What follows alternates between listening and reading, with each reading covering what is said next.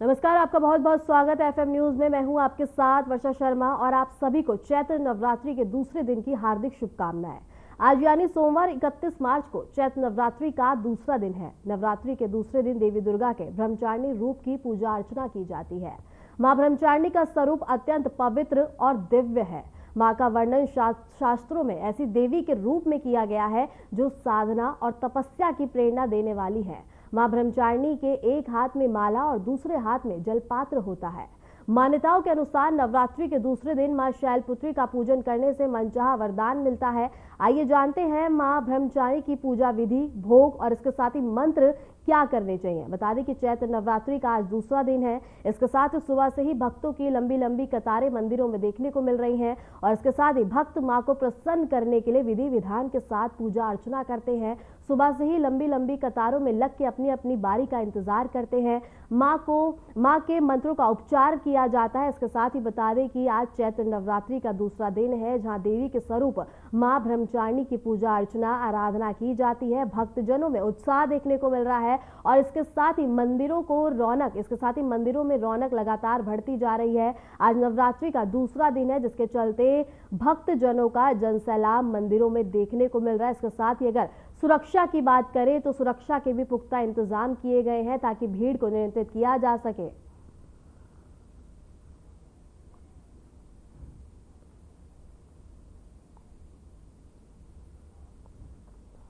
इसी के चलते तमाम जानकारी जानने के लिए हमारे साथ एस्ट्रोलॉजर प्रणव शास्त्री जुड़े हुए हैं। पंडित जी, आपका बहुत बहुत स्वागत है एफएम न्यूज में।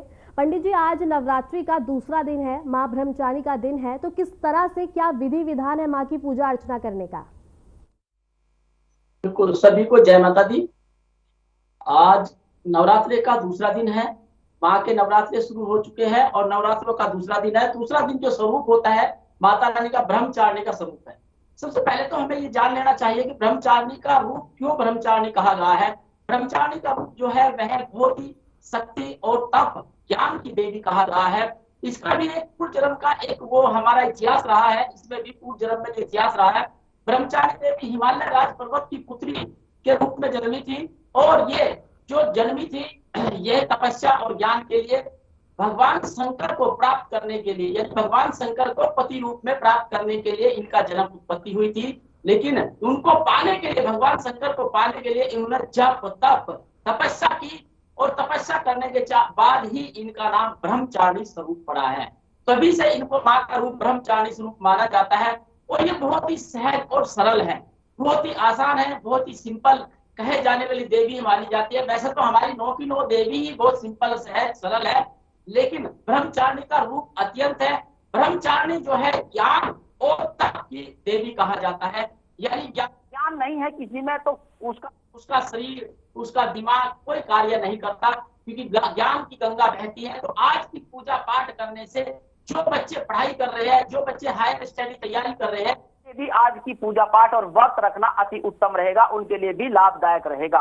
और रही बात उसकी पूजा पाठ की, हमें पूजा पाठ कैसे करनी चाहिए। देखिए, पूजा पाठ का तो आपके मन के ऊपर होता है, आपका मन किस स्थिति में है। अगर कोई इंसान बेड पर पड़ा है, कोई इंसान नहीं उठ सकता है, वृद्ध है, बच्चा है, बुजुर्ग है, तो उनके लिए देवी माँ के या भगवानों के यहाँ पे सब जगह ही छूट है कि आप बैठे बैठे पूजा पाठ कर सकते हैं, उसमें कोई दोष नहीं होता। लेकिन जो ठीक ठाक इंसान है वह पूजा पाठ करे, अच्छे से ज्ञान करे, तपस्या करे। आज की जो पूजा पाठ है उसमें जाप करना बहुत जरूरी है। बिना जाप के कोई भी देवी हो या कोई भी व्रत हो सफल नहीं होता। कहते जब तक जाप नहीं होगा, ज्ञान नहीं होगा, तब तक उसका कोई महत्व नहीं होगा। इसलिए आज के लिए जो पूजा पाठ की जाती है, सबसे पहले माता रानी की पूजा की जाती है। माता रानी को अक्षत, फूल, पुष्प आदि चढ़ाए जाते हैं और फिर मंत्रों की माला की जाती है, जाप की जाती है। जो लोग तपस्या करना चाहते हैं, माला जापना चाहते हैं, माला सिद्ध करना चाहते हैं, अपना कोई मंत्र सिद्ध करना चाहते हैं, आज के दिन उनके लिए बहुत ही खास है। आज यह करने से उनके बहुत ही लाभ मिलेगा, अगर आज पूजा पाठ और जप और तप करते हैं तो। पंडित जी, माँ का जो स्वरूप है वो काफी अलौकिक है, तो माँ के स्वरूप का आखिर महत्व क्या है? और जिस तरह से आपने बताया कि मंत्र का जाप करना चाहिए, तो माँ को प्रसन्न करने के लिए, माँ की पूजा अर्चना करने के लिए किस मंत्र का जप करना चाहिए आज के दिन? बिल्कुल, देखिए आज के दिन बिल्कुल मैं सहज एक मंत्र बताऊंगा, मैं बहुत कठिन मंत्र नहीं बताता हूँ। मंत्र वो होना चाहिए जिसे आप आराम से आसानी से कर सकते हैं। तो आज का जो मंत्र है, यह मंत्र करने से माँ बहुत ही प्रसन्न होती है। ओम ऐम ह्रीं क्लीं ब्रह्मचारिणी नमः, ओम हैम क्लीं ब्रह्मचारिणी नमः। इस मंत्र का जाप करने से माँ बहुत जल्दी प्रसन्न होती है। और यह माला जरूर करें आप, 1 माला करें, 10 माला करें, 11 माला करें, ये आपके ऊपर है कितनी माला कर सकते हैं, लेकिन यह मंत्र जाप करना आपके लिए अति उत्तम रहेगा, लाभदायक रहेगा। और जो मैं कह रहा था, जो बच्चे हायर स्टडीज कर रहे, तैयारी कर रहे हैं, उनके लिए यह मंत्र भी बहुत लाभदायक होगा, सपोर्ट करेगा, हेल्प करेगा, सहायता करेगा, आगे कैरियर में उन्नति में बढ़ोतरी के लिए बहुत ही लाभदायक रहेगा माँ का मंत्र। पंडित जी, अगर माँ की पूजा करें तो किन बातों का खास ध्यान रखना चाहिए और कौन सी गलतियां नहीं करनी चाहिए? और जिस तरह से आपने बताया कि छात्रों के लिए सबसे ज्यादा महत्वपूर्ण है, तो छात्र अगर उनकी कोई समस्या है परीक्षा में पास होने को लेकर या कोई भी अन्य समस्या, तो वो किस तरह के उपाय करें? बिल्कुल, देखिए उनके लिए क्या करना है, एक तो माँ का मंत्र मैंने बताया है, माँ का मंत्र करना है। और आज माँ को जो है, माँ को अगर आप केसर से बनी मिठाई का भोग लगाते हैं तो आज छात्रों के लिए बड़े ही बल्ले बल्ले हो जाएंगे, क्योंकि माँ को केसर बहुत पसंद है। केसर का एक और विधान है कि केसर है भगवान विष्णु का प्रारूप, और भगवान विष्णु का प्रारूप है तो भगवान विष्णु के द्वारा, यानी कि गुरु के द्वारा, जो हमारी कुंडली में गुरु होता है, गुरु के द्वारा हमारा ज्ञान का वृद्धि होती है। तो आज केसर का भोग लगाए माँ को और बहुत लाभ मिलेगा। और मन लगा करके मंत्र करे और मन लगा करके पढ़ाई करे तो सफलता जरूर मिलेगी। देखिए, मैं ये नहीं कहूंगा खाली मंत्र करने से आप शिक्षित हो जाएंगे, नहीं, मंत्र करें, मंत्र करने के मन से आपकी चेतना शुद्ध होती है, मन शुद्ध होता है, दिमाग एकत्रित होता है, और जब मन और आत्मा शुद्ध होती है तो आप कोई भी जाप करें या माला करें तो वो सिद्ध हो जाती है। इसलिए कहा, मन से की गई पूजा पाठ आपको लाभ देगी। और आज बच्चों के लिए, विशेषकर खासकर पढ़ने वाले बच्चों के लिए आज का नवरात्रा बहुत ही महत्व है। माँ का आशीर्वाद लेना बहुत ही अति उत्तम रहेगा आज के दिन। मंत्र मैंने बताया है, और भोग में जो बताया है, केसर का हलवा अगर आपका भोग लगाते हैं, केसर की खीर का भोग लगाते हैं, दूध से बनी मिठाई का भोग लगाते हैं, तो आज आपको बहुत ही लाभ मिलने वाला है। पंडित जी, माँ के विधि विधान के साथ पूजा अर्चना करने के लिए सहयोग भी बनते हैं, तो अगर आज की बात करें, माँ ब्रह्मचारी की पूजा अर्चना करने के लिए क्या शुभ सहयोग बने हुए हैं? बिल्कुल, आज के शुभ संयोग 6:18 से चल रहे हैं, और मतलब क्या नाम का 11:35 तक बहुत ही शुभ योग है। आप इस शुभ योग में पूजा करने के लिए अति उत्तम रहेगा। कहते देखिए, जो समय और मुहूर्त पर पूजा पाठ की जाती है उसका लाभ अलग ही मिलता है, उसका आनंद अलग ही आता है। इसलिए कहा गया है कि शुभ मुहूर्त में पूजा पाठ करेंगे तो ज्यादा अच्छा रहेगा। और देखिए, सबसे बड़ी मैं आज आपको एक बात बताता हूँ, माँ कभी नहीं कहती मेरे को आप फूल चढ़ाओ, पुष्प चढ़ाओ, फल चढ़ाओ, मिठाई चढ़ाओ, पैसे चढ़ाओ, नहीं, हम अपने भाव से उनको अर्पित करते हैं। आपके भाव किस प्रकार के हैं, अगर आपके भाव अच्छे हैं, आप अपने भाव से माँ को एक बूंद पानी पिला रहे हैं, वह भी माँ स्वीकार करती है। कहते माँ तो जो होती है, माँ तो ममता की करुणा देवी होती है, और माँ तो जो होती है ममता नायक होती है। इसलिए कहा गया है कि माँ की पूजा बहुत सहज पूजा होती है। माँ एक ऐसी पूजा आती है, माँ की पूजा करने से बहुत सहज से माँ मान जाती है और आपकी मनोइच्छा वरदान आपको प्राप्त करती है। सभी कार्यों में आपको सफलता मिलने लग जाती है। पंडित जी, अगर माँ की सवारी की बात करें तो वो इस बार क्या रहने वाली है? बिल्कुल, देखिए, माँ की जो सवारी है वो साधन है, इनकी कोई सवारी नहीं है। वैसे बैल का प्रयोग करते हैं ये, लेकिन बहुत साधारण, सिंपल, तप, ज्ञान, इनको वैराग रहता है। वैराग समझते हो? वैराग होता तपस्वी। जैसे हमारे संत महात्मा है, उनको किसी भी मोह माया से वो नहीं होता। इनको केवल एक ही चीज है, जप तप माला। इनके हाथों में माला है, माँ के हाथों में, और एक हाथ में कमंडल है। बस उनका ही प्रारूप इनका सामने रहता है, और इसी में श्वेत वस्त्र धारण करती है, बहुत ही उत्तम वस्त्र धारण करती है, और बिल्कुल सिंपल, और माला जपती रहती है हमेशा। क्योंकि नारद मुनि जी ने कहा था इनको तपस्या और जग और ज्ञान हासिल करने के लिए, तब ये भगवान शंकर को प्राप्त करने के लिए तप और ज्ञान में लगी थी। तब से इसी रूप में देखा जाता है, और यही रूप माँ का चलता आ रहा है।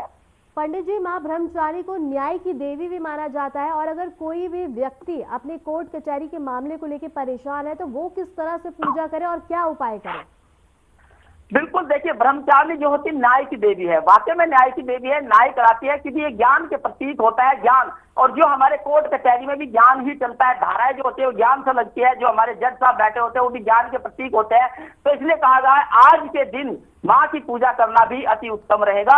और आज के दिन किसी गरीब को भोजन कराएंगे और कोर्ट कचहरी अगर मुकदमा चल रहा है तो उसमें भी आपको विजय प्राप्ति होने के संयोग बन जाते हैं, माँ का आशीर्वाद प्राप्त होगा। किसी गरीब को भोजन जरूर कराए आज के दिन। और देखिए, नवरात्रों का एक विशेष मैं आपको बता देता हूँ, नवरात्रों की एक विशेष बात होती है बेटा कि नवरात्रों का मतलब हमने व्रत किए। व्रत का मतलब ये नहीं होता कि हम पूरा दिन खाते रहे, नहीं। व्रत किए, सुबह उठो, सबसे पहले नहा धो करके पूजा पाठ करो। और कोई इंसान अगर ठीक है तो चाय वाय पीने की आवश्यकता नहीं है, कुछ भी।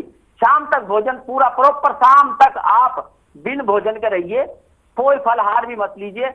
अगर कोई बुजुर्ग बच्चा बीमार अगर है तो उनको छूट है, वह फलहार दोपहर को ले सकते हैं।